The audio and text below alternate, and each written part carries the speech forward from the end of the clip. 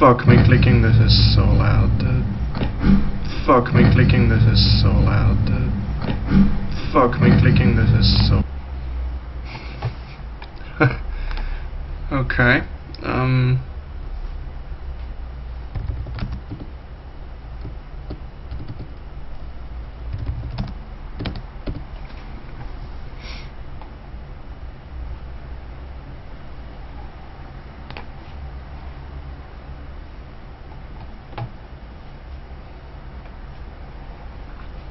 says it's saving.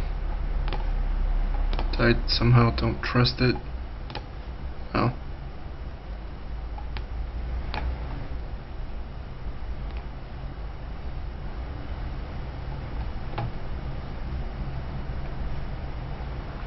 It says it's saving. I somehow don't trust it. Oh. No, okay, we're fine-ish, I guess. Let me just open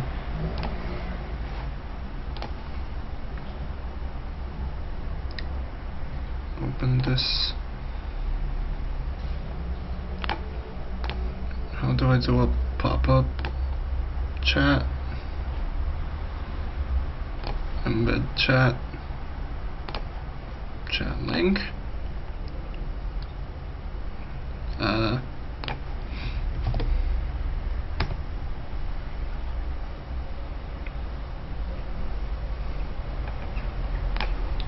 Okay, yay.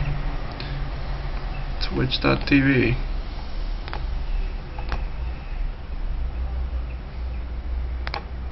Twitch.tv.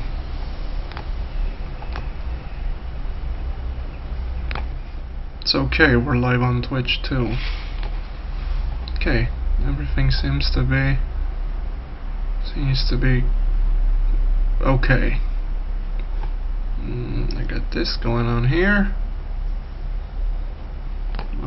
Okay, we're good.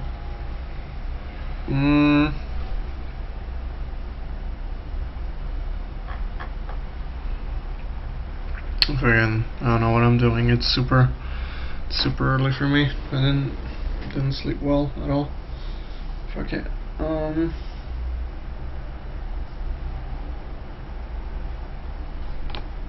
Is YouTube broken? I don't know.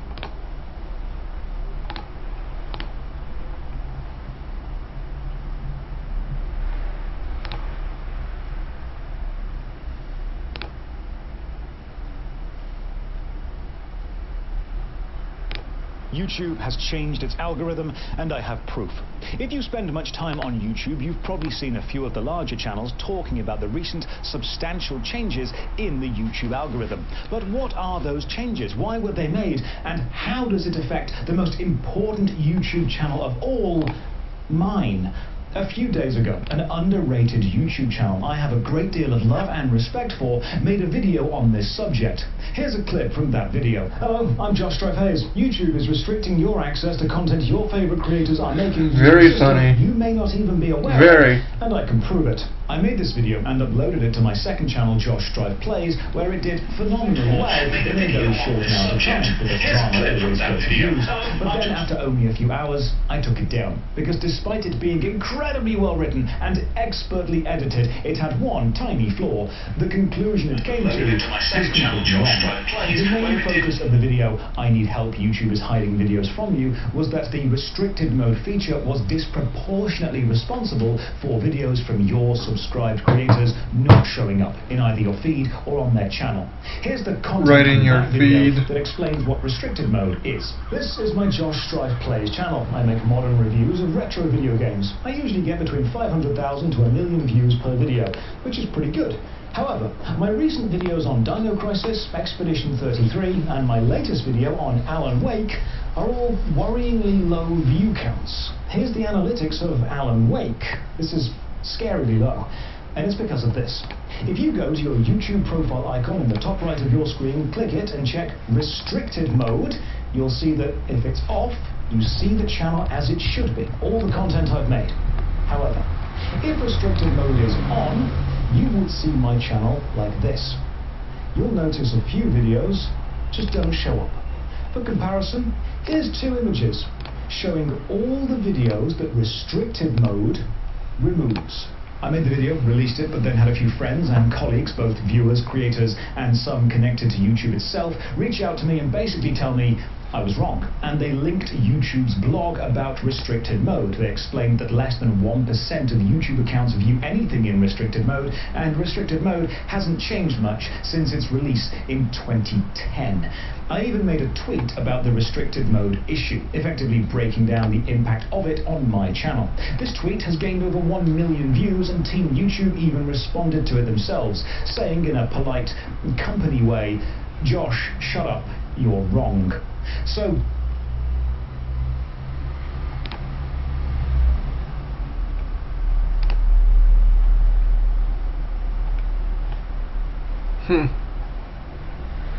not wanting to spread misinformation, I took the YouTube video I had made down. It wasn't serving anyone, and I don't want to make ad revenue off incorrectly researched drama. That's not the kind of audience I'm trying to court here.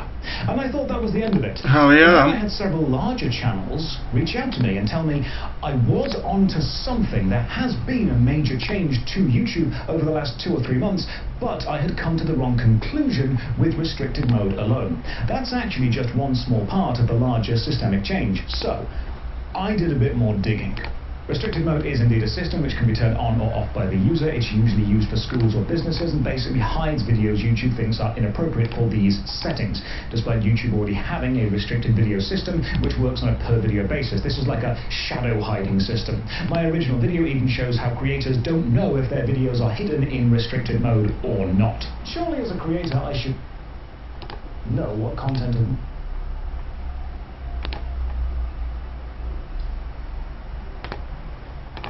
is going to be restricted or not, so I can decide if it's worth posting. Well, no, because when you upload a YouTube video, it goes through several series of checks for copyright, rules issues, gore, horror. In fact, as a creator, you actually have to declare what your video contains in a rather thorough list, from basic swear words up to extreme insults, and then see what the studio says. Fucking based. Restrictions, if any, the video is placed on you. We love my small companies. Video is limited monetization due to me showing Kratos jumping off the cliff. However, my Alan Wake video, the latest one, has no restrictions at all. And yet it is a restricted video. But going back to YouTube's blog, we can see that over the last 2 months, control of the restricted mode system has been placed much more fully in the hands of AI. So the restricted mode system either gets turned on if YouTube thinks you're in a place of work or school, and it's starting to hide recent videos much more aggressively than older videos or before 2 months. Here are some tweets I had sent to me or was tagged in from other YouTube channels seeing a massive rise in recent videos being more restricted than any of their earlier stuff. YouTuber Jerry Rick Everything said, "I posted one of my favorite videos of all time this week, and it's one of my worst performing videos of all time, so that's fun." Sucks to suck, am I right? Something changed with YouTube recently. The recommended videos it's feeding and homepage videos in general seem way worse the last 30 days, being recommended random videos from 8 months to 2 years ago, and way less of the people I watch on a regular daily. I don't think any of this matters, but okay. Chris Broad from Abroad in Japan tweets, "Congratulations to everyone who saw the most recent Abroad in Japan video, 101 things." Really don't think this matters, like, at all. Our viewers, I know we're not the only channel with this issue. The moral of the story is don't spend 8 weeks working on a single video. YouTuber Big Fry TV, in response to the game Beautiful Light, tweets out, "Yeah, this change isn't just going to affect creators. The reduced and suppressed visibility now hurts game devs as well if less people see their stuff. Support and stay connected." YouTuber Garrett from the channel Grinding Gear says, "With everything going on, I turned on restricted mode to test our channel, and YouTube hides 10 months of our streams and the last month of videos." There's that 1 month time period again. YouTuber MBT tweets out, "Been happening to me and most of my colleagues for about a month. Videos just end up reaching 50 to 70%. Oh! Joseph mentioned. Hell yeah. With no changes in shout out to my guy. Up, thanks to those who have stuck with me as I write this out. YouTuber Nemraps tweets out, "Oh wow, YouTube has hidden my channel behind restricted mode, says I haven't uploaded in over 2 years. What's up with that?" YouTuber I Finished a Video Game tweets out, "This is my YouTube channel with restricted mode on. 7 videos, nothing I've released for 19 months. As per YouTube's own check systems, I don't have a single video set to restricted, and yet here is concrete evidence that 20 are being hidden. What is happening with this platform?" He then tweets out again, I simply don't believe the variables that govern restricted mode are unchanged since 2010, especially given the new focus of AI-driven age verification. YouTuber Mitch Mannix tweets out in response to YouTuber Sawman UK, likewise, everything I've created for the last year disappears. They talk about it hiding mature content, which is fine, as I don't exactly make videos for kids, but I'm more worried about them hiding it from the grown adults I actually make content for, because I said tit. Cozy game YouTuber Miss Bubbles tweets out, views are 100% down on almost all channels I watch and all creator friends I know. However, the restricted mode is off by default, so it's not that. I saw rumours that YouTube is changing what a viewer means, and that is messing things up. YouTube themselves then tweet out, your hard work doesn't go unnoticed, which was fantastically community noted by saying your hard work is in fact going unnoticed, with YouTube's restricted mode silently hiding content. One of the tweets they have referenced is mine. Here are some of the channels who then reached out to me via Discord. The nerdcore rapper Rustage says my last 3 uploads have all been 9 out of 10 or 10 out of 10s, which for a YouTuber is bad, at least, and performed way better on Spotify, which is unusual. The YouTuber Henry Lewis says that he has noticed low views recently, but the odd thing is he's found his likes are way higher than usual, which is confusing. The YouTube channel Tabletop Time also reached out and said their views are lower than usual, which is corroborated by their highest comments being, I have never even been recommended a single battle report from this channel in the last year, and the fact that being subscribed and having notifications on and doesn't get the videos recommended is bewildering. The anime content YouTuber Mother's Basement reached out and said, I think I've figured out another piece of the puzzle with the YouTube viewership issue. I noticed my suggested video views on my latest upload cratered after a few days, and looking into it, it seems like YouTubers just stopped putting videos from the same channel on the suggested feed. On your new Alan Wake video, for instance, right in your feed. A recommendation from your retro or MMO channels.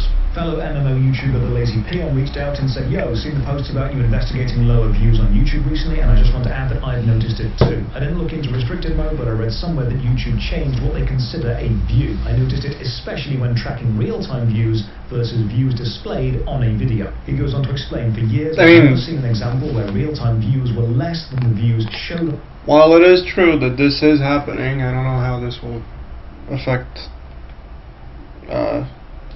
I don't know how this will affect channels that garner more than fucking, I don't know, 30 views a video, you know what I mean? On the video page from your channel until recently. The screenshots linked I took at just the doesn't make sense to views shows 1,859 complain about this to this degree. minutes, while the video itself displayed 3,607. I've never seen this before. Real time is always more and the most accurate until recently. He adds, usually views are fairly predictable for a certain bread and butter content. There's a typical range you can expect based on thumbnail and title, but recently there's just been a few cases where it's way off. For me, I really noticed this since August the 1st. It does feel like views are down at least 30%. He adds, good luck with your investigation, hope you can identify whether YouTube has changed. I don't know if restricted mode is it, but there's definitely something. He also included screenshots from his video statistics to prove his claims. Premier Magic the Gathering channel Tolarian Community College also reached out and says, we've seen significant decrease in views in Magic the Gathering, and my friends who make Yu-Gi-Oh videos have confirmed they are seeing it too. If this is not specifically the restricted mode itself, it is connected, as the very videos I am seeing decreased views on are all ones that disappear when restricted mode gets turned on. He specifically adds, you will notice the videos that disappear are my recent shuffle up and plays, including the recent one with Bosco and Irene, 2 stars of RuPaul's Drag Race, legit TV stars, big names, and the episode is literally the lowest performing of any shuffle up ever. YouTuber Legendary Drops reached out and said, while I could maybe understand my videos that touch on more sensitive topics being restricted, social, political, or Roblox issues, for example, a 30-minute documentary on Bungie with no cursing themes is Roblox issues. I think you're right on fucking with kill me everything there. you're pointing out. Welcome to give any data you're trying to collect, and I likely think this is happening in tandem with YouTube's new AI age verification, sourcing its data from restricted mode settings and its AI filter. The idea that we have to manually submit wrongfully filtered videos, establish channels with hundreds of videos because their tool isn't operating properly, is just insane to me. YouTuber Marco Meatball reached out and said something that would normally pop up to 100k is getting cut off at 20 to 60k views, and I'm noticing new subscriber counts being like 1 to 10 when normally it would be more. I asked MMO YouTuber Idol if he'd seen a reduction in views, and he said yeah, probably like 15%. Who the fuck is Idol? Noticeable around the 3-day mark where I get my expected views, and then it starts to plateau more aggressively than usual. I then When asked MMORPG YouTuber MMOByte, Oh wait, I wasn't supposed to do this. Shit. He sent me 2 screenshots. One showing videos from 1 month ago, averaging between 20 to 33,000 views per video. Wait, so if I do this, it's not gonna. Oh, it still goes. Changes would have happened. Still goes to this. I guess it has to be. To 15K, a substantial drop. Has to be like this. Graph with me, which shows average views per day on if his it's like second this, channel, which focuses on gacha games. We can see a pattern of sustained and healthy growth up until about 2 months ago, where we see a substantial drop, which ties into the timings of everything we've seen so far. YouTuber Pro Jared says my gameplay channel uploads 5 days a week. Usually each video gets 10,000 to 12,000 views. Recently they have all been 6,000 to 7,000, a drop of 40 to 50%. The data we are seeing, limited as it is across Jesus, poor you or whatever, I don't know. Low-performing videos are affecting channels, but is instead showing a consistent drop in views across multiple channels and niches within the last 2 months specifically, where previous data on those channels was all showing stable viewership and predictable numbers. And here are some of the YouTube videos already made on this subject by established channels. Our views are down by Linus Tech Tips. Obligatory YouTuber's Broken Video by Red Letter Media. YouTuber's Crushing Our Viewership by Second Wind. It's Happening to Us Too by Bellular News. God Damn It YouTube by Super Eyepatch Wolf over on his channel Regular Eyepatch Wolf. I Was Right YouTube is Completely Broken by Brody Robertson, and many more. While each of these examples is anecdotal to that channel, of course, with enough of them all combined, we do start to see a pattern, and data comes from patterns. And then we even found some newer videos on larger established channels which have more likes than views. This, of course, shouldn't be possible, unless what counts as a view has changed. So, after doing some more digging, this is what we have actually found, and what we can do about it, as both creators and viewers. Several small changes have added together to multiply into a much bigger impact than each individual change would be capable of. YouTube seems to be making a larger difference between a simple view and an engaged view. And while we don't know exactly what the differences are, an engaged view would likely be someone who actively clicks on a thumbnail, someone who subscribes while watching, likes or dislikes a video, leaves a comment or returns to the video to watch it later, interacts with the video description links, shares it, or any combination of the above. And the view count may not be showing every single view as it used to, but instead engaged views, which are of course rarer. Then the restricted mode algorithm was also handed over to AI and is being slightly more extreme than it was before. Then, YouTube does seem to be pushing smaller channels more, which on the surface sounds great. Supporting smaller creators is good, but what we are seeing is that push of smaller creators slows down as those creators approach the monetization thresholds. Likely because YouTube can still run ads on their non-monetized videos, but doesn't need to pay the creator themselves, because they aren't monetized. And not only that, you also, when you reach the monetization threshold, their job is done, no? I mean, it would be nice if they pushed you beyond that point, but like, if you're approaching the monetization threshold, I would assume you're like well off enough to have built an audience on of your own, no? Monetization threshold,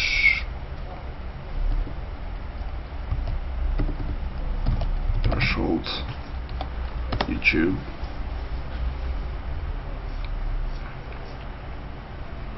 Lower thresholds, purchase of 500 subscribers, 3 public uploads in 90 days, and either. I mean, I guess this seems nice. I don't know.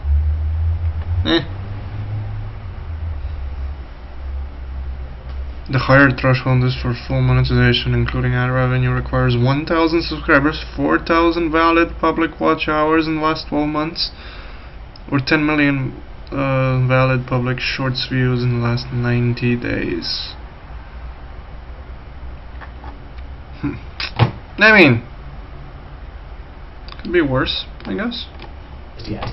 Combine this with the usual back-to-school view dip we see every year, and what looks like an extreme situation is actually the result of several smaller changes all hitting at once, exacerbating each other. Larger established YouTube channels, Thank you, John. included, have I'm great. benefited from being promoted because, frankly, It's a good idea to do that. A larger channel is reliably giving YouTube what it wants: audience click-through, longer watch times, reliable audience retention, hyper-specific demographics of viewers to advertise at. Chances are, if you're watching this, you've seen my MMORPG videos or retro gaming videos. That's two very specific niches, and my videos serve as delivery systems for adverts within them. But YouTube seemed to be trying something new, pushing smaller channels, count views differently, use AI to moderate restricted mode, give these suggested video lists a little shuffle around, and see how that affects the viewer experience. So the end result is mid-sized to larger channels will feel the combined effects of all these smaller changes in less organic promotion and lower view counts shown on videos. But what can we do, both creators and viewers? As viewers, you've probably been told to support artists and creators you like via Patreon, and you're probably sick of being told to support artists and creators you like via Patreon. But having external reliable income can make sure creators can pay the bills and keep making content, while YouTube play around with their ad revenue. But as creators, what can we do? Because it's important we adapt to the changes in the online landscape. It's our responsibility. Well, the answer to that is very simple. We don't know. We don't know what the changes prioritize or don't prioritize, and we don't know how to maintain relevance beyond doing what we already do. And anyone who tells you that they know how to beat the system is a liar, and is likely trying to sell you a course that is very rarely worth buying. So the truth is, restricted mode was a convenient scapegoat for a larger collection of smaller changes all adding together. The sky isn't falling, but the weather is definitely changing in the content creation world, and channels now need to endure by doing the only thing they can do: making the videos you like, and hoping you discover them, and YouTube helps new people discover them. But watch them, share them. again, I'm not sure this is will again catch up to support the system how this is bad. As many creators as possible. But, you know, smaller creators will be pushed. You as a viewer will discover smaller creators, which is great, but hopefully that will go off, die off, I guess. and those creators start building momentum toward monetization. The largest channels in the world won't notice these changes because those channels are larger than YouTube itself. And the more specific niche channels, like mine, may see drops in viewer counts temporarily and click-through, but hey, if we can endure the mental stress of seeing something you worked on start to flag behind, we will remain as pillars of our specific content niches. Nice. Lots of things have changed. Content creators are feeling it. It's all very scary up here, but the only thing we can do is keep making the content you originally subscribed for and hoping new people discover our videos, and this very volatile career just kind of keeps going.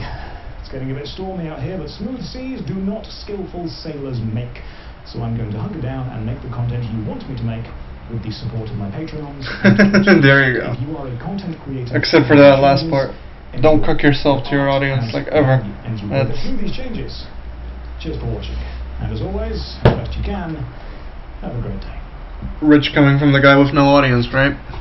But I'd argue this still holds true, very much so. Anyway, I'm gonna run to the bathroom real quick, and yeah, I'll be right back.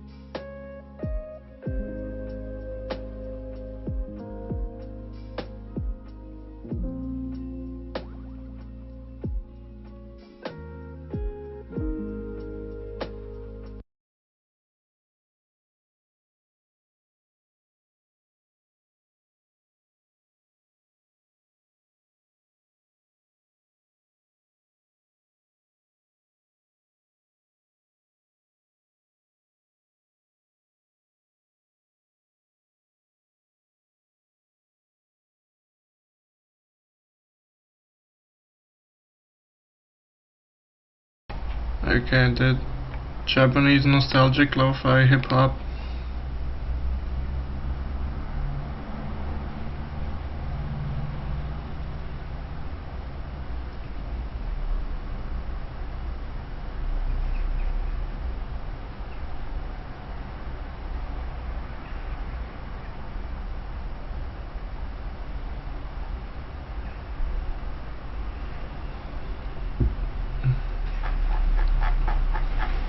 Wait, I wanna watch the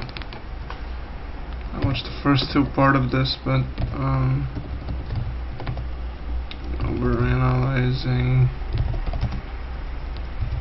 code geass, I think. This is part 1, part 2, where's part 3? Yeah, that's the one. Let's watch this.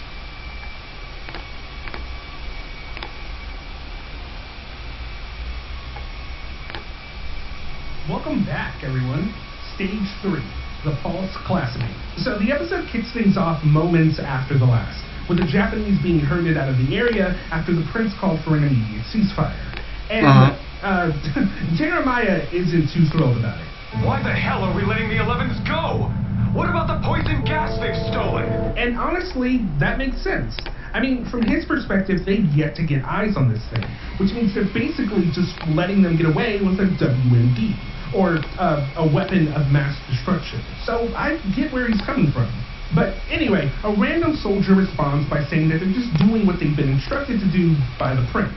But Jeremiah pushes back still, asking to speak to General Martin or someone else on the staff. But the same soldier ends up saying that none of them are currently at their post. Don't get it twisted. Jeremiah then responds by saying, Are you telling me Prince Clovis is alone on the con? And from there, we make our way back to Lelouch and Clovis. I'm overjoyed, Lelouch. What a blessing to have you back.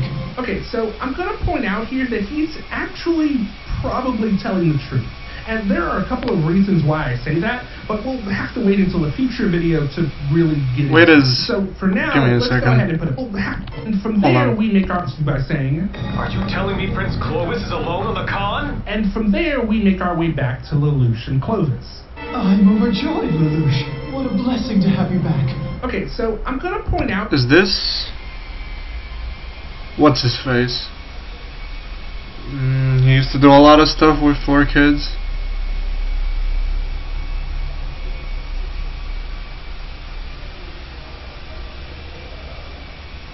Hold on.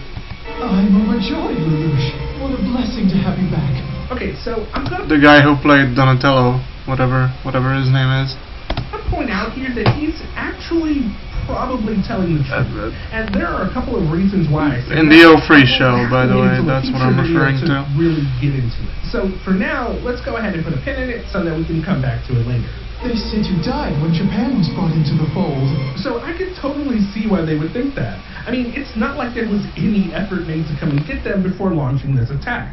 And it's also not like they held back at all, even while knowing that 2 members of royalty were currently living there. And there's actually a specific reason for why things played out like that, but let's put a pin in that too for now.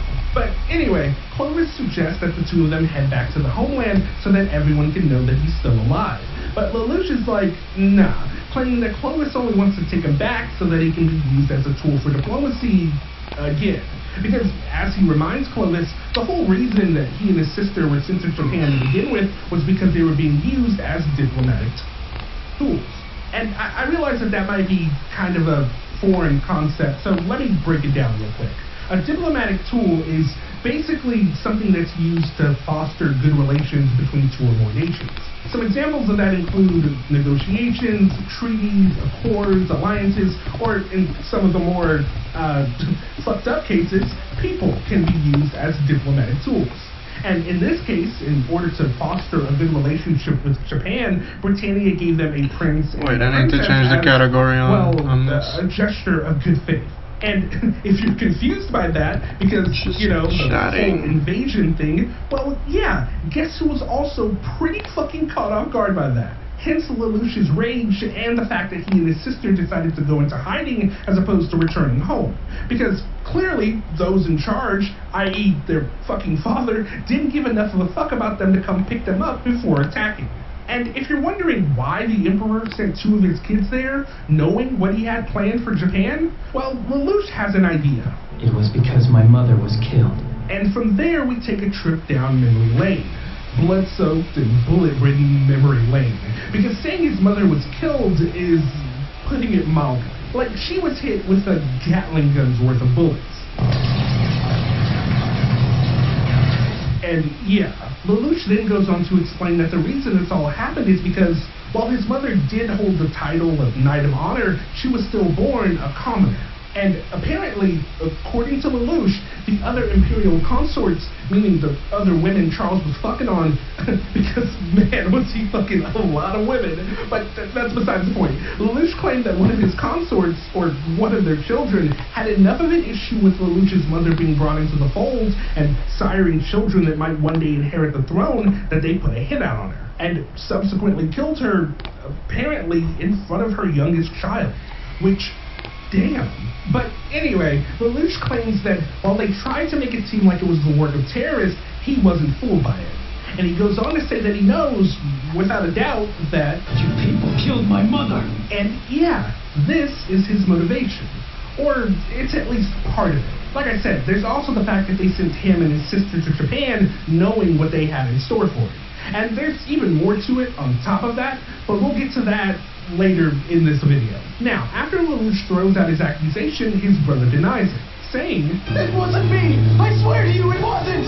And to be honest, if I were Lelouch, I don't know if I'd believe him. Like, as we just saw, dude has no problem doing some pretty reprehensible shit in order to hold on to his title as prince. Like, lineage is obviously very important to him, and if he felt like it was being threatened or even devalued by nature of having a commoner in the mix, then I would argue that it wouldn't be too unreasonable to believe that he'd have a role in what happened. But then there's also the fact that he and Lelouch seem to have some sort of relationship.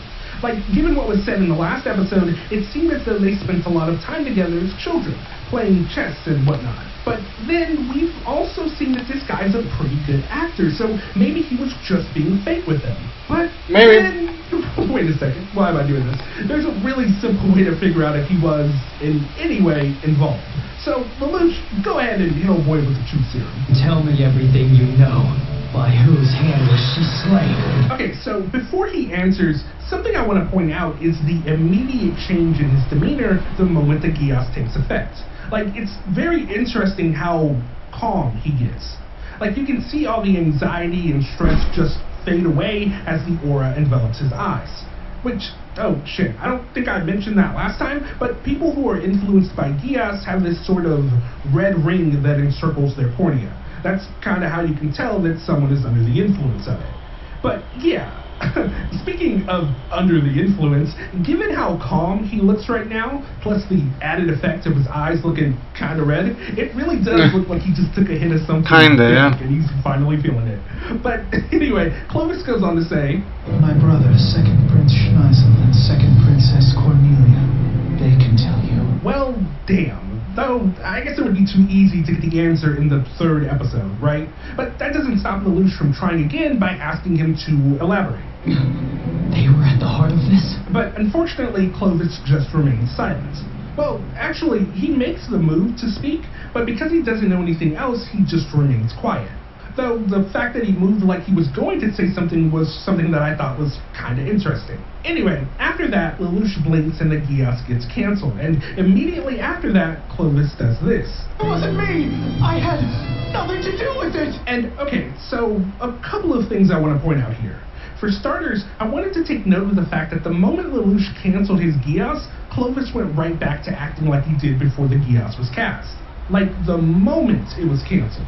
And that seems a little inconsistent, given Valletta seemed to have been kind of disoriented for a moment before fully regaining her self-awareness. It's not a big deal or anything, but it is just a little inconsistent.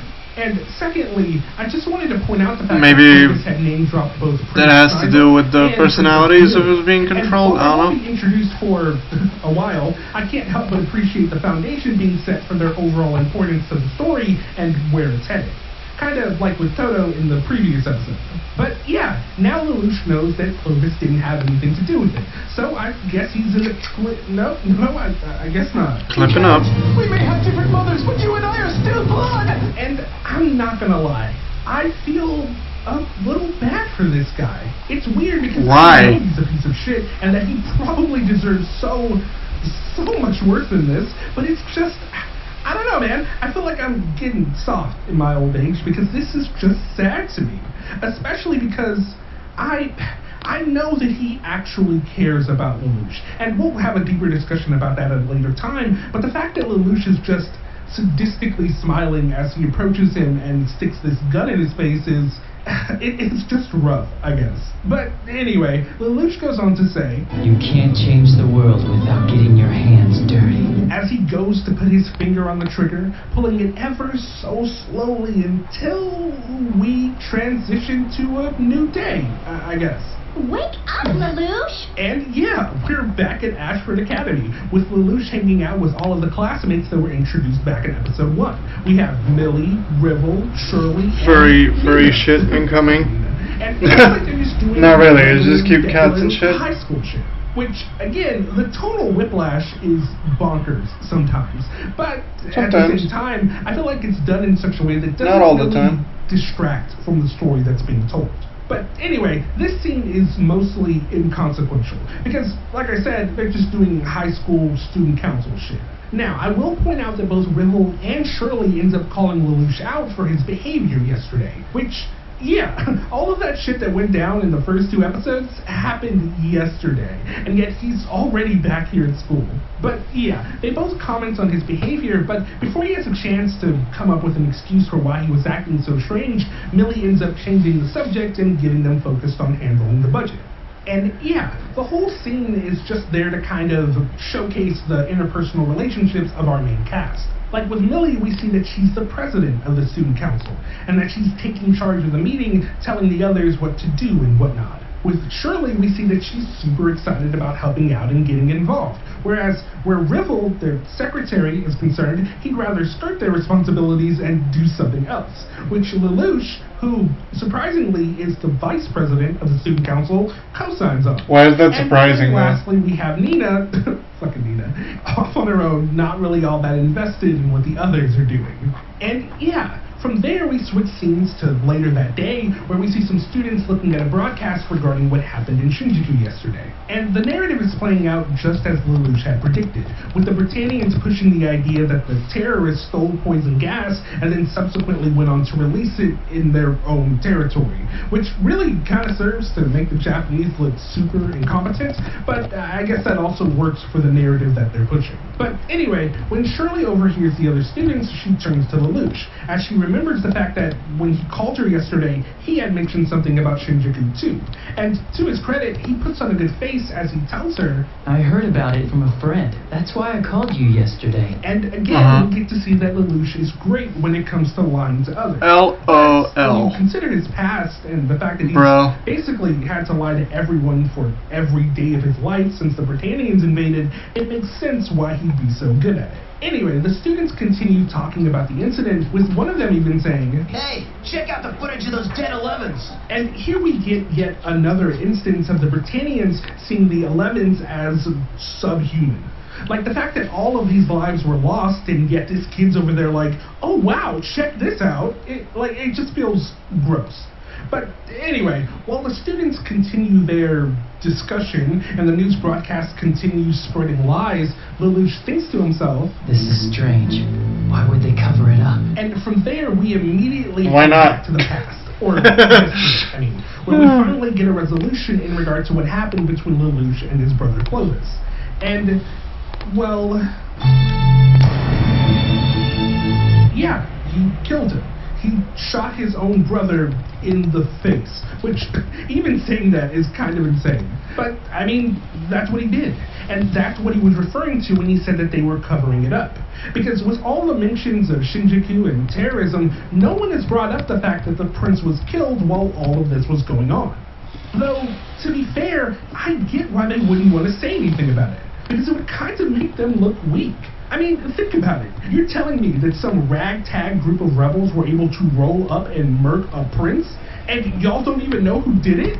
Do you know how fucking embarrassing that would be for Britannia? Like, how are you gonna talk all this shit about being so superior, but y'all can't even protect the viceroy of this area? Like, it just makes them look really weak, and in turn gives credibility to the insurgents who executed old boy.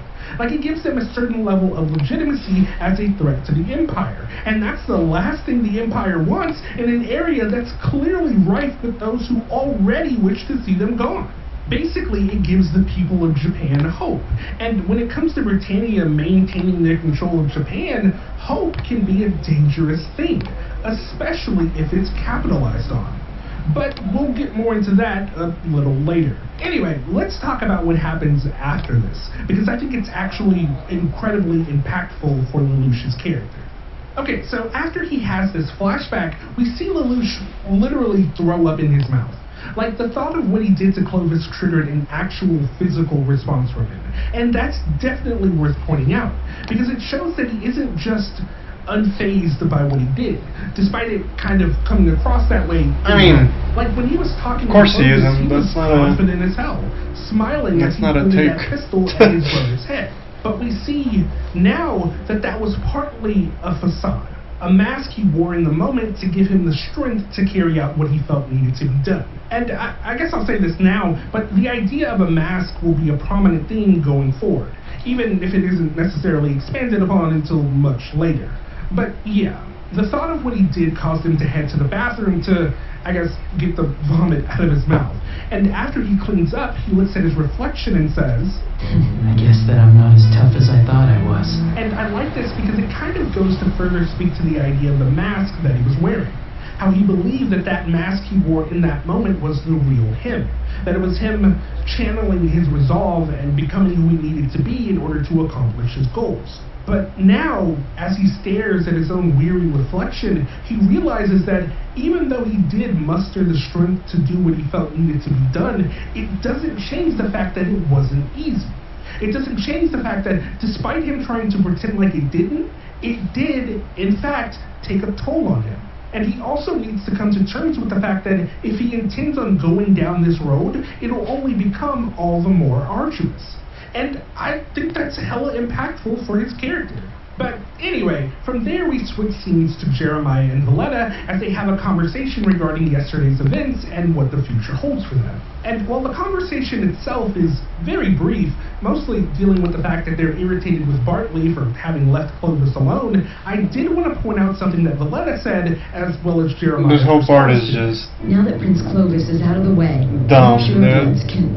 Let me make that call. We still need to woo everyone over. like, And okay, so clearly what they're gonna do now is so fucking stupid because you're literally turning on your own because I did briefly mention because you it in my can't previous video. fucking handle So the purebloods are sort of faction or the fact that subsection you of are military. They're also heavily your involved bitch with their own got military. tamed. Pureblood mostly stemming from their belief that only pure-blooded Britannians should be allowed to, well, exist in Britannian society.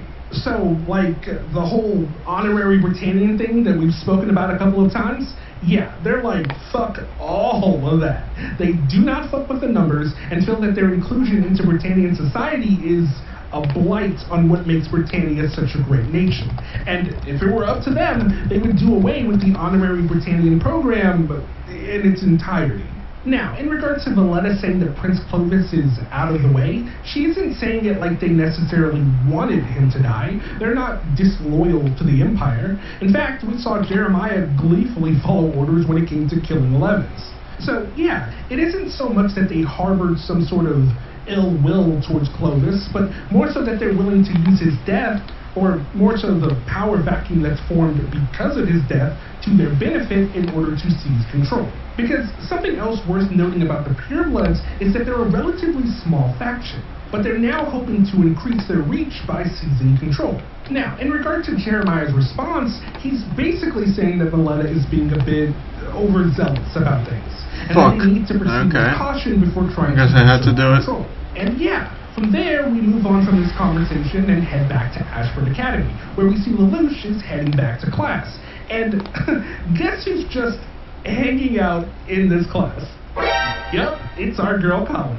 And, I mean, immediately the floodgates in your mind just burst open, because what? Yeah, so apparently our girl Colin is a student here. And if you're confused by that, that's okay, because all will be revealed soon enough. Now, the moment Lelouch sees her, he flashes back to that moment in episode 1 when he first laid eyes on her. And remember how I made a note about him saying, I've seen her before. well, this is where he's seen her, as he goes on to think, Of course. That's why she's so familiar. and yeah, I really like this because they even give a good reason as to why he didn't immediately connect the dots.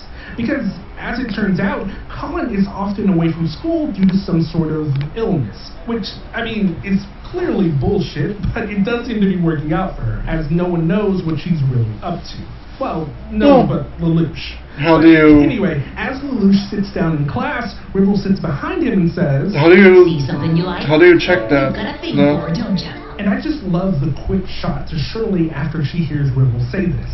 Like, the fact that her ears perk up at the fact that Ribble is saying that Lelouch has a thing for someone. Because I imagine she's over there like, who is he talking about? Is it me? Oh, I hope it's me. Like, it's so juvenile. And I don't say that in a negative way. It's literally just childish, which makes sense because despite all the crazy shit that these two kids are doing, the rest of them are just, well, I mean, they're just kids. And I just love these little slice of life moments. But anyway, Lelouch goes on to comment on how Colin hasn't been around this whole semester, apparently, with Ribble going on to add, Oh, that suspect. They say she's sick or something. Still, her grades are at the top of the class. And she's a member of the Stopfeld family, which means she's rolling in money. And I appreciate the streamlined bit of exposition that they just dropped on us. And honestly, there's not much to really add to it. I mean, she claims to be sick, but it's obvious that she's just fine. Hell, more than fine, really. But it is interesting, right? But they don't see that though, do they? And yet, in the first episode, we heard her say, We're not 11s, we're Japanese! So, which is it? Is she a Britannian who comes from a wealthy family, or is she a Japanese freedom fighter? Anyway, after Rivel teases Lelouch about having a crush on Colin, we transition to her hanging out with some other girls, and it's kind of funny. So a bee pops up, and the other girls just start screaming and running away, and Colin is just kind of like, seriously? But because she needs to blend in, she follows suit and also runs from the bee.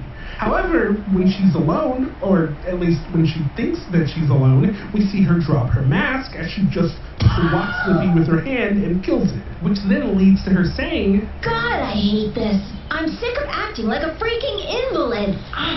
and y'all, I just love Colin. Maybe not as much as Basefinger does over on Reddit, if you know, you know, but still, she's just super awesome. But anyway, unbeknownst to her, she was being watched by Lelouch, and having seen her act like that, he feels confident that she's the same woman from Shinjuku, and thus he goes on to use his geass on her. I want answers. Of course. So before we get into the questions themselves, I want to take note of how she responded to his geass. Like, she sounds like a soldier taking commands from a general. Like, she actively becomes more alert, as if she's standing at attention for him. And this is very different from, say, Clovis or Valletta, who both just got real calm. And it's definitely different from those dudes from episode 1. It's just really interesting how different people seem to react to the power of geass. Or, I guess, more so, how they react to someone who they feel is in a position of authority. But anyway, Lelouch then proceeds to ask her some questions. He starts by asking her if she was the one piloting the Glasgow and Shinjuku yesterday. He then follows it up by asking her why she chose to become an insurgent. And in regard to that question, he's actually pretty surprised when she says, Because I'm Japanese, though technically I'm half Britannian. And yeah, she's half and half. And if you're curious to know more about that, then don't worry, because we will get to it eventually. But anyway, like I said, Lelouch is surprised by that revelation. So surprised, in fact, that we see him blink, which should mean that he's ended the geass, right? Or not? Okay, I'm actually a little confused, because how does this work exactly? Like, with Clovis, the moment he blinked, the geass canceled itself. But now it's not. Like, his eye isn't even in geass mode right now. I think you established this already, but... Like, I get that it's a magical power or whatever, but, like, consistency is key when it comes to establishing how powers work. And this one has behaved differently damn near every time we've seen it. Like, Valletta was left in a trance for a long-ass time after Lelouch geassed her, but with Clovis, we saw that he snapped out of it right after Lelouch blinked. But now we just saw Lelouch blink again, and saw his eye go back to normal, and yet Colin is still under the effect of his geass. Like, there's just not a lot of consistency in those areas. But whatever. While Lelouch continues speaking with Colin, we see good old Shirley roll up and take pause when she notices them talking to each other. And we'll come back to that in just a second. Now, when we switch back to Colin and Lelouch, we see her snapping out of his geass and having no recollection of the conversation they just had, as per usual. However, as Lelouch walks away, he decides to turn back around and give her just one more command to make sure she doesn't say anything, and, well, it doesn't go the way he expected. Don't tell anyone about Shinjuku. What do you mean about Shinjuku? Why would you say that? And he's just a little taken back by that because, you know, that's never happened before. So he tries again and says, Go back to class. As soon as I get an answer to my question, I will. And, yeah, the geass ain't working. So that's awkward. And I love how Colin just slowly starts to drop her mask again as she gets more aggressive. Which, I mean, makes sense. Like, why is this guy coming at me about Shinjuku? Does he know? And if so, how am I going to make sure he doesn't tell anyone? Like, this is very much not normal high school shenanigans. This chick is about that life. She has killed before, and if it comes down to keeping her identity safe, she may very well kill again. I mean, shit. Lelouch, more than anyone, understands the lengths a person will go in order to keep their identity a secret. So, yeah, old boy's in trouble, and I appreciate him backing up in fear as he tries to get the hell away from her. And what I appreciate even more is good old Shirley coming in with the most effective cock block I have ever seen in my life. Lulu! Oh wait, shit, dude. You better get a move on. And it just cracks me up because she unintentionally saved his ass by trying to cockblock him. And it's such a crazy combination of slice of life, because she only did that so that Colin would stop talking to the boy she likes, and high stakes drama, because Colin was definitely gonna come after Lelouch for what he just said. Like, I love it. But anyway, Lelouch, while keeping his mask on, runs off and says, Oh crap, it's my turn to set up for class. all the while pondering what the hell just happened back there. But yeah, from there we transition to later that day, where we're finally officially introduced to Nunnally and her maid/friend, Sayako. Now, we haven't seen Nunnally since the first episode, and even then it was a super brief, static image. But now we get to really see her as her own person. And the first thing we notice is that she's in a wheelchair. And what we notice shortly after that is that she's also blind. And I like the way this information is fed to us. Like, it starts off with an extended, distanced shot of her sitting with Sayako, and we can see that, Nunnally's seat is different from Sayako's in that it has wheels. And then when Sayako presents Nunnally with this origami crane, she does this. A bird? And we can see that she does this without ever actually opening her eyes. So yeah, I thought it was a nice way to get the point across without having to blatantly lay it all out, Like, I'm all for an exposition dump, but I also appreciate subtlety too. Now, something else I want to point out is what Nunnally says next. Amazing. The Japanese are so skillful. And I really love that, because it shows us who Nunnally is as a person. The first time we see her interact with a Japanese person, she refers to them as Japanese, which is something that no one besides her brother has done. So we can tell from the jump that she's a kind person. Also, apparently, she's got some crazy hearing skills, because she can hear her brother coming from down the hall well before Sayako did. Of course she does, she's blind. It's like, when one of your senses is exponentially weaker, you end up kind of overdeveloping the other ones. She has to rely on her hearing a lot more, I presume. The scene ends with Lelouch coming in and freezing them both. And from there, we transition to General Bartley, who's currently meeting with the members of his research group, which are the people who were keeping our girl C2 locked up. And basically, Bartley's telling them that they gotta pack their shit up because Clovis is gone now and they no longer have anyone covering their asses in regards to what they're doing here. And what exactly are they doing, you ask? I mean, come on guys, you know the answer to this. We will get to it, yes. Anyway, a few things worth pointing out here.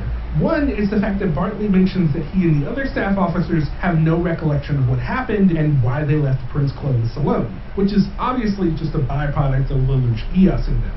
Now, the second thing I want to mention is the fact that Bartley says, if His Majesty learns this experiment's gone on without his knowledge, and I just think that it's equal parts sad and hilarious that this man is like about to fall apart at the idea of the Emperor finding out about this. Like, he seriously sounds like he's about to cry, and I kind of feel bad for him, but at the same time, it's just hilarious knowing what I know about R2. It's like, silly Bartley. But anyway, the last thing I'll point out here are the images of C2. Specifically this one here with the sepia filter, which I'm imagining is supposed to make it appear aged. And it does seem older, given the old-looking planes in the background. And I know it's blurry, but they look old to me. But anyway, this is kind of meant to allude to who C2 is and how old. You know what? We'll get to it. Anyway, from there we switch back to Lelouch and Nunnally, where we see them having a nice family dinner. And I want to point out that we see Lelouch cutting up his sister's food. And the reason I want to bring attention to this is because they have a maid. like a servant, pretty much, and yet he's doing this himself. Like, what I'm saying is, he doesn't have to do this. He wants to do this, and I feel like that speaks to his character. But yeah, the conversation is pretty casual, with Nunnally talking about Sayako teaching her about origami and whatnot. But I will note that Nunnally says that Lelouch scared her last night, which she doesn't go into any further detail about, but if I had to guess, I would say that maybe he was having nightmares and was screaming in his sleep or something. Like, that's the only thing that I could really think of. Which, also, shit, now that I think about it, him sleeping during the student council meeting was probably because he had a hard time sleeping the night before. So, that's a cool connection. But anyway, Nunnally then goes on to talk about origami cranes and how... If you fold 1,000 of these cranes, your wish will come true. Which, of course, I had to look up, and yeah, that is true. And it's wild, because in just 3 episodes of this show, I've already learned more about Japanese culture than I have in the 27 episodes of Death Note that I've covered. Yeah, no shit. Anyway, something else I wanted to Those are fundamentally different shows, dude. Birds as a sort of literary device for this show. Like, if you pay attention, you'll notice that birds pop up Drastically pretty different frequently shows. in the show. Not only that, but during that fever dream in episode 1, we saw bird feathers while C2 was giving her speech. And in addition to that, the mark of geass itself is kind of like a bird, the way it just flies into whoever it's cast on. And even Lelouch compares the power of geass to actually, I'm getting way ahead of myself on that one. But yeah, Nunnally goes on to ask Lelouch if he had a wish that he wanted to make, and he says that he doesn't. However, when he asks Nunnally if she has a wish, she goes on to say, I wish the world was a gentler place.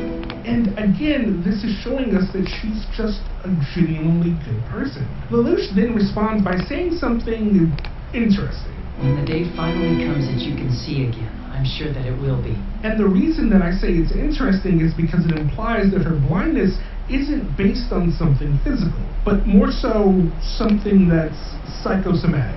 But anyway, I also want to take note of the fact that he promised her, and we'll come back to that in just a second. Now, from there, Lelouch goes on to think to himself about his and Nunnally's fates if they were ever to be discovered. And let's break down a couple of the things he says. For starters, he mentions the fact that the Ashford family is sheltering us for now. And yeah, the Ashford family, for which this school is named after, is part of the reason they've been able to avoid being noticed by the Empire. And guess who's a part of the Ashford family? Millie. So Millie actually knows everything about Lelouch and Nunnally. Well, not everything, but she does know who they are and where they come from. Now, in addition to that, he mentions... If our identity is exposed, even Rivel, Shirley, and the others will abandon us. And it's kind of heartbreaking that he doesn't have more faith in his friends, especially knowing just how much they all care about him. I mean, don't get me wrong, I get it from his perspective, but damn, it just or they, rather, Nunnally as well. Also, Did they, he just mentioned everyone else by name. have endured nothing but hardships for since forever, right? That he worries that they'll be used as political tools again, before finally telling himself, I have to build a world where Nunnally can at least find happiness. And here he goes on to make his true intentions crystal clear. Yes, he wants desperately to destroy Britannia and get revenge, but really, truly, more than anything, he wants to create a world where his sister can find the happiness that she desires. But yeah, from there we pull the focus back to their conversation as Nunnally mentions that Sayako also taught her about something called the Japanese promise, which looks a lot like a pinky promise, but it's a bit more severe than that. As Nunnally goes on to sing, Cross my heart, hope to die, eat 1,000 needles if I lie. Pinky promise song. Whew. Sure. Cringe. Though, I imagine it sounds a lot better in actual Japanese. Cringe. Anyway, after that, Lelouch goes on to jokingly say that he might have to one day eat 1,000 needles, to which Nunnally responds by saying that he better not lie then. And he then goes on to say, Don't you worry, I'll never lie, I swear. Which is, in and of itself, a lie. But yeah, anyway, welcome to the comments section, or what will eventually be the comments section. For now, I'm just giving you a heads up that I have decided that for the mid-episode break, I will choose some comments from previous videos to go over and discuss. So if there's anything I missed, or any additional insight y'all want to provide on things that I've talked about, feel free to leave a comment from this video, or the ones from episodes 1 and 2, and I'll pull a couple of them and talk about them. And yeah. But alright, when we head back from the break, you know, I did. Standing near a sort of creek on the school campus, mulling over yesterday's I'm gonna go get something to eat after this video. To malfunction when attempting to use it on her a second time. So, in order to figure out if his geass does still work the way it's supposed to, he decides to use it on a teacher that happens to be walking by. Sir, super paranoid, the topic's going to be for the essays on your next exam. And this was smart. A very low-stakes use of the geass to just kind of see what happens. Because even if it doesn't work, it's not like he's in any trouble for simply asking what will be on the next exam. But anyway, he uses it and it does end up working, as the teacher responds by telling him the specific topics that will be on the next exam. However, when he attempts to ask the same question a second time, the teacher ends up saying, "Right, very funny. Maybe you should try studying, huh?" Which, rude, but okay. Nevertheless, with this test, Lelouch realizes that I can only use it on a person once. Which is important, because now Lelouch knows that he's out of luck in regards to fixing the situation with Colin by using his geass on her again. So that means he'll have to figure out some other way to turn this situation around. And also, I want to kind of just reiterate the fact that Colin isn't the only person that he's used his geass on already, as both Valletta and Bartley fall into that category as well. So, yeah. Now, from there, we switch back to Colin as she's having a conversation with Ogie about her desire to leave school and head back to the front lines with the rest of the people. But Ogie's quick to squash that idea as he says, "The Army's on a high alert right now. Stay there. Let things cool off." And while Colin isn't thrilled about the idea of staying here, I do want to point out the fact that, unlike the other members of her group, she has the luxury of escaping to a safe haven.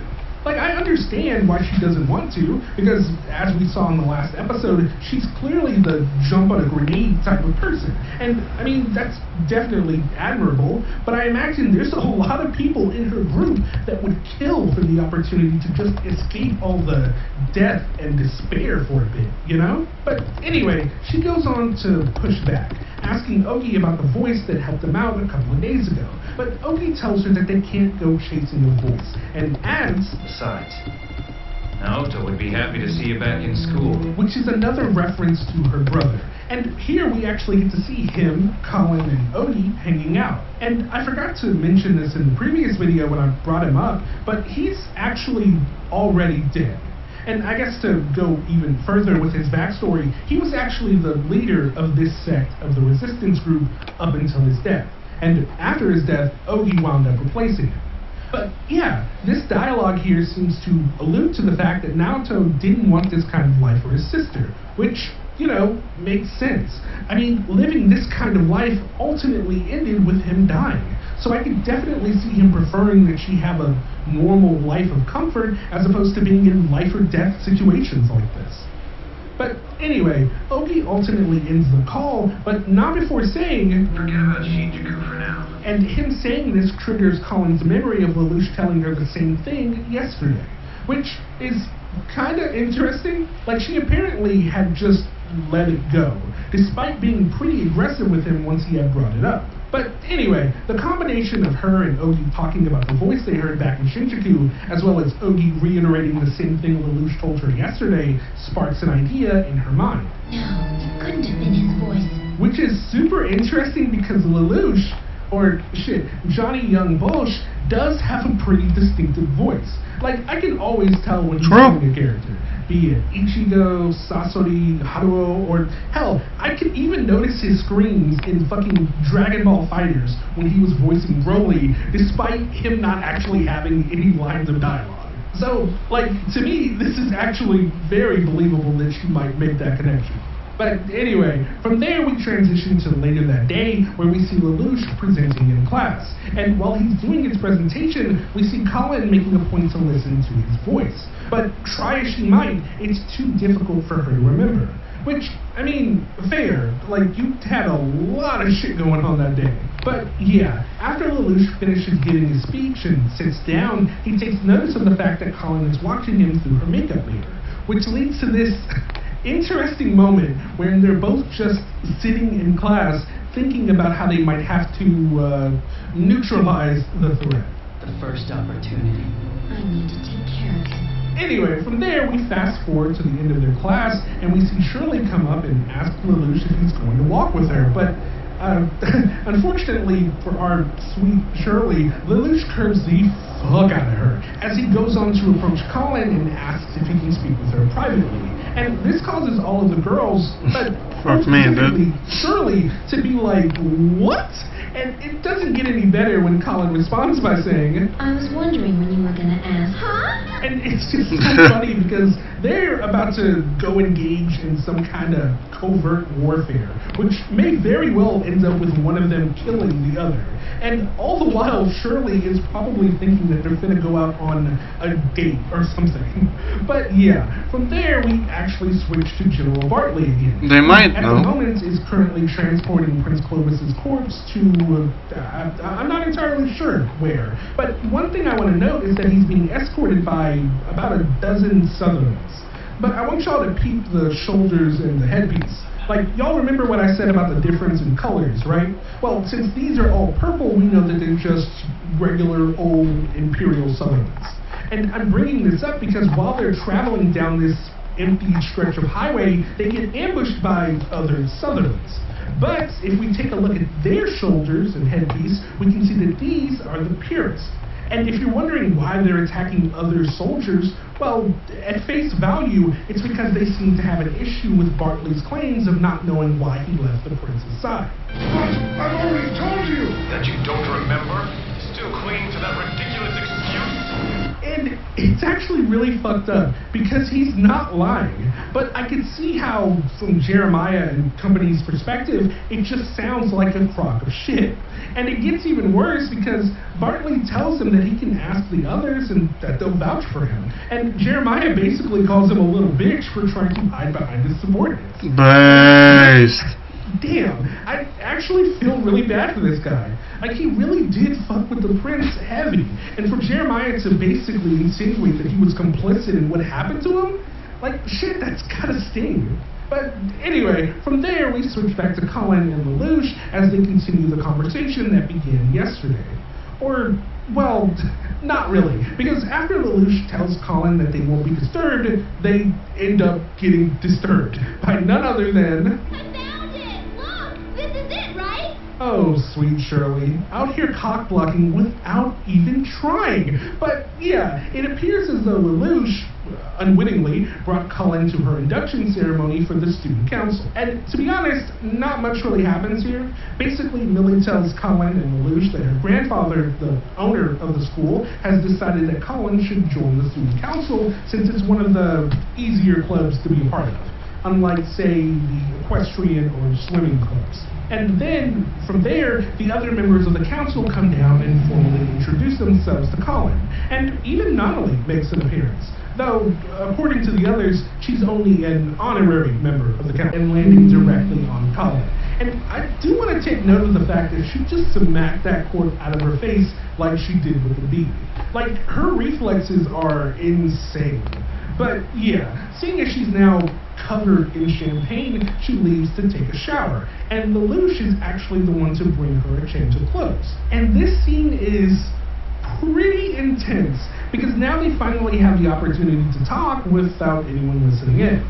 And it's interesting because it starts off pretty casual, with him saying that he brought her some of his extra clothes and her commenting on the fact that he was able to bring them pretty quickly, which then leads to them talking about the fact that Lelouch lives here in this building with his sister due to her disability. And yeah, as Lelouch turns to walk out and leave, Colin asks him to bring her little pouch, and he obliges. But the moment he puts his hand out to give it to her, she grabs his wrist, causing him to drop it. And from there, she wastes no time asking him about Shinjuku. Were you the one in Shinjuku? And Lelouch tries to play it off at first by asking her what this scene was fine, but that doesn't help things. In fact, it has the opposite effect and just serves to piss her off more as she tightens her grip and demands that he answers her. and the more he tries to stall, the more irritated she gets. Meanwhile, while she's been questioning him, she's also gone ahead and picked up the pouch that Lelouch dropped when she grabbed his wrist. And apparently, there's a fucking knife in there, which is, damn, that's actually a crazy switchblade. Like, it's so unsuspecting because you wouldn't expect a cute little pouch to also have a 4-inch blade in there like that. But anyway, just when it's looking like Colin might go ahead and stab this guy, which actually, here, right here, we're doing this? Like, this just doesn't seem smart at all. Because, okay, let's try and play this out real quick. Let's say you stab him. What happens next? Like, are you just gonna run out of here and leave the school and just never come back? Because if that's the case, then why even kill him? Why leave his little sister all alone when you could just, you know, not kill him and still leave the school and never come back? Like, if you're assuming that he knows that you're working with the resistance, then, I mean, even if he hasn't told anyone about it, you're still gonna now be on the run for murder. Like, is that any better of a situation to be in? I'm not thinking things clearly here. Which, to be fair, I'm not going to give her too much shit for. She's, a 17-year-old kid who's living a double life as both a normal student and a freedom fighter. Like, I think that, given her age and the tremendous amount of pressure she's under, it makes sense that she might act rashly. And we'll actually see further evidence of that in the future. But yeah, while she may be acting rashly and not thinking things through, the same can't be said for old Mr. Lamperouge over here, because he's apparently thought of everything. If I don't answer it, someone will come. That okay? Hello? Oh. It's for you. He says he knows you. Glad you're still alive, Q1. And okay, I know this might seem a little confusing, what with Lelouch being right here in front of her, but also apparently on the phone, and I will explain that, but first, let's make our way through this conversation a little more so that we can talk about all of it at once. So, yeah. Now, upon hearing the mystery man's voice on the phone, she wonders to herself if she was actually wrong about Lelouch being him. But she isn't really given too much time to think about it, as the voice follows up his first comment by saying, 1600 hours the day after tomorrow. The observation deck at Tokyo Tower. 1600 hours. Fucking kill me, dude. That Colin kind of forgets where she is, or rather, who she's with, as she yells, "Who are you? How did you arrange that ceasefire?" I am your... Hey, don't hang up! Before the voice on the phone begins, and her talking about a ceasefire immediately changes the trajectory of this conversation, as Lelouch begins questioning her about what all of that was about, as if he doesn't already know. And when he does this, she starts fumbling over her words, only for Lelouch to give her an out by saying, "Let me guess. You're talking about a game? Something online?" And she goes along with it, saying that she was talking about a game, adding that she got into online gaming because she's always at home sick. Which, good on her for adding that last part to make it familiar, more credible. But anyway, with the vibe of the conversation now shifted, given she no longer suspects him, he goes ahead and takes it a step further by explaining why he brought up Shinjuku to her yesterday, saying, "That's what I was warning you about when I told you not to bring up Shinjuku. Freaking kill me, dude. Seriously, some guys will try to show you footage of what happened that day, and it's pretty damn grim." And I'm not gonna lie, that was actually a really great explanation, because we even saw earlier in this episode that some of the students were, in fact, showing footage of the dead bodies in class. So, yeah. But anyway, that's pretty much the end of the scene. So now, let's actually talk about it. And let's start with the phone call itself. Which, if you're anything like me, when I watched this, I couldn't help but feel like it was kind of bullshit. Like, I was thinking that it was super convenient that he just so happened to be in here when that call came through. And don't get me wrong, obviously I know that he set up the call to come through when it did, but I guess I should explain that too. The call was a recording, one that he made at some point before getting here. Honestly, if I had to guess, I imagine he did it while he was in his room. Because, as I mentioned a few minutes ago, he had stopped by his room to get Colin some spare clothes. And while he was there, he probably realized that this would be the perfect way to go about getting her off his back. Because if you paid attention to the recording, he only ever said 4 sentences. Like, he didn't plan out a whole conversation or anything like that, so it's very believable that he could have just recorded that in just a few seconds. Also, on top of picking up the clothes and making the recording, he also used his geass on Sayako so that she'd make the call and play the recording for him. But anyway, the reason I initially thought this was bullshit was due to the timing. Like, the reason this situation worked out so well for Lelouch is because he was there when the call came through. Like, Colin was in the shower when the call came in, so she very well could have just let it ring without picking it up.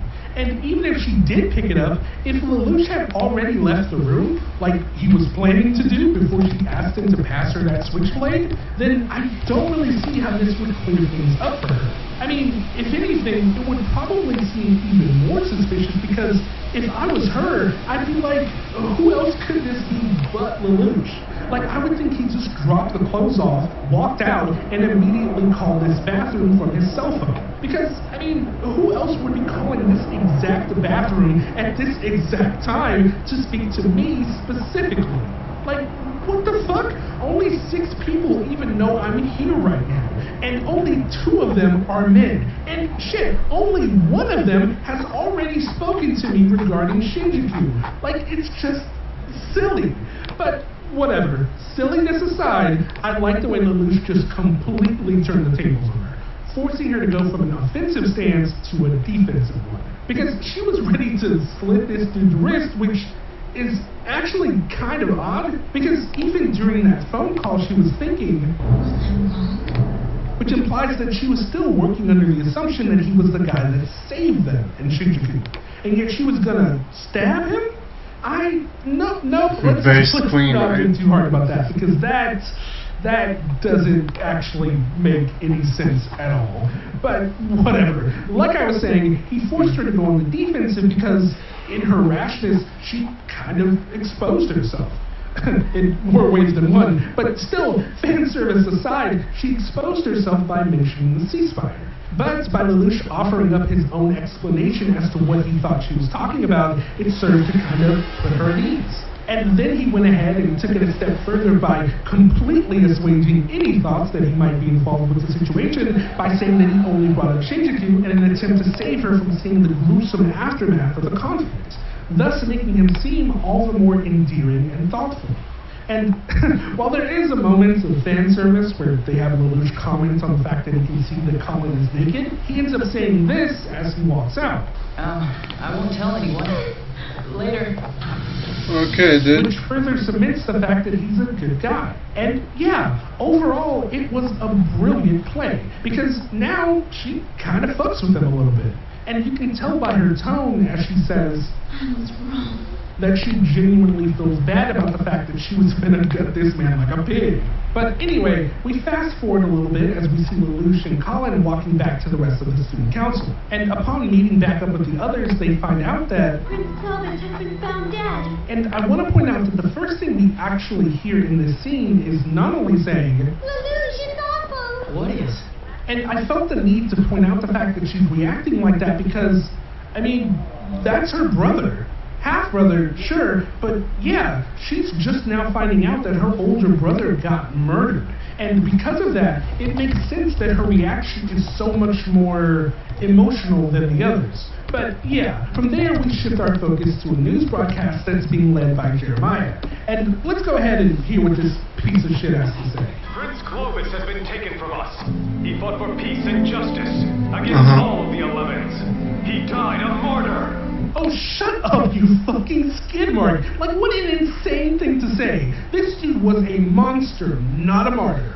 But I get what he's trying to do, because you see this band of merry men and women behind him? Yeah, these are the Purist faction, and you can tell that by the little red wing on their lapels. And basically, what they're doing here is drumming up support for their cause, which is what Jeremiah was alluding to earlier in this episode. Like, they're framing this in such a way that it seems like the Japanese attacked and killed the prince after he called for a ceasefire, while, you know, omitting the fact that the prince sent in a whole military company to slaughter everyone in Shinjuku. But that doesn't jive with the narrative now, does it? fuck no. But yeah, they basically intend to use Clovis's death to their favor, especially considering the fact that they have apparently caught the person responsible for the murder. And if you're thinking, but Lelouch is right there, well, yeah, you're right. So who could it be? And maybe you're thinking, is it Bartley? And I'd say that that's not a bad guess. I mean, he was arrested when they retrieved the prince's body, but no, it's not him either. So, any other guesses? Anyone? No? Okay, well, let's see who's responsible for the prince's death. The man suspected as the murderer has been captured. A former 11 and honorary Britannian, Suzaku Kurunuki, arrested for murder. And roll credits. Damn, this show really be leaving you hanging, doesn't it? But anyway, that's the end of this video. But before we wrap this one up, I want to take a second to thank all the folks over on our Patreon who help make these videos possible. Starting things off, I want to say thank you to our 24 admirable assessors. I also want to give a big thanks to all 114 of our invaluable investigators. Now, in addition to them, I want to shout out our 8 remarkable researchers. Arrow Falcon Green, Game and Alchemist. Shout out to them. Staff of the Crystal Serpent. Okay, I said this was going to be a short stream, so.